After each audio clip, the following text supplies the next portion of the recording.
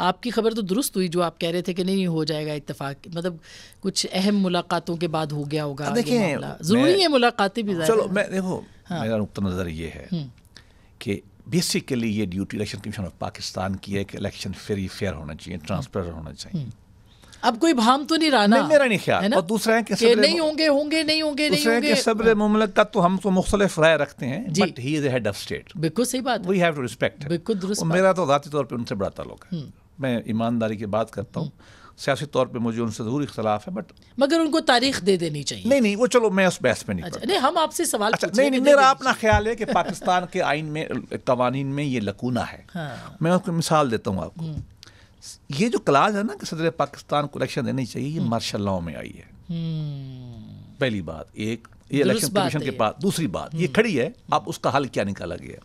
सदर पाकिस्तान जो इस वक्त मौजूद है ना, ये इनके दो पावर हैं। एक पावर वो हैं जो इनको डिस्क्रेशन में दे दिए गए, वो तो प्राइम मिनिस्टर के बगैर करते हैं। ठीक बात।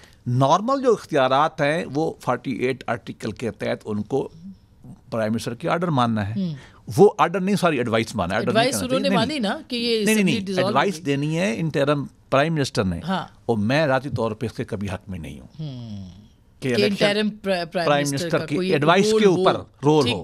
ये एक सीरियस प्रॉब्लम है। और दूसरा है कि आइन में एक लिखा हुआ है, एक्ट में और लिखा हुआ है, तो ये अगली पार्लियामान को चाहिए। चलो शुक्र अल्हम्दुलिल्लाह, सुप्रीम कोर्ट की मेहरबानी, पार्टियों की मेहरबानी, इलेक्शन कमीशन को भी इज्जत से और सदर पाकिस्तान की भी मोहब्बत से हम इज्जत करते हुए कहते हैं अच्छा किया उन्होंने। लेकिन अगली दफ़ा पार्लियामान को ये इस मामले को ठीक करना पड़ेगा। अब हम आगे बढ़े, अब हम करें क्या? शेड्यूल आना चाहिए, ठीक, हमें अपनी मंशूर बनाने चाहिए। हमारी पार्टी बना रही है, हम भी असिस्ट कर रहे हैं सारे मिलजुल के। हमें आगे बढ़ना है, बिटरनेस को कम करें। वो कैसे होगी जब एक पार्टी के लीडर अंदर हैं? अच्छा, तो कैसे होगी सर? वो पार्टी कम है। लो या बात सुन ले जरा, मुझे मौका दे जी। 2002 में मियां नवाज शरीफ जो मेरे लीडर हैं हमारी पार्टी के, उसके बगैर इलेक्शन कराए गए, हुए ना? बीबी के बगैर भी हुए। नहीं, मैं अपनी बात दोनों मैं तो सबकी बात करूं। ठीक बात है। 2008 में इलेक्शन हुए, मियां नवाज शरीफ को बाहर रखा गया, हमने इलेक्शन लड़ा, गलत या सही।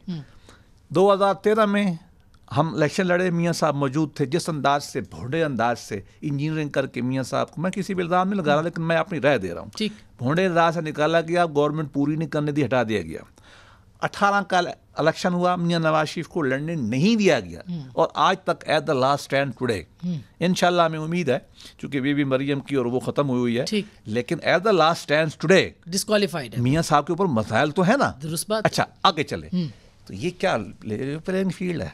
1906 की हमारी जमात है। मगर ये जरूरी तो नहीं जो आपके साथ हुआ वो सबके साथ। मैं ये कहता हूँ किसी के साथ ना हो। मेरी एक मिनट, मैं तो कहता हूँ किसी के साथ ना हो। जो पाकिस्तान में वो गलत हुआ है, ठीक, हमें भी लेवल प्लेइंग फील्ड हो और सबको हो। लेकिन अगर इससे अगर आप ये कहें, नतीजा निकालें कि किसी के जो लीगल सही कानूनी इश्यूज हैं, ठीक है, वो माफ कर दिए जाएं, ना वो मेरे किए जाए ना किसी के किए, नहीं किसी को भी ना किए जाए।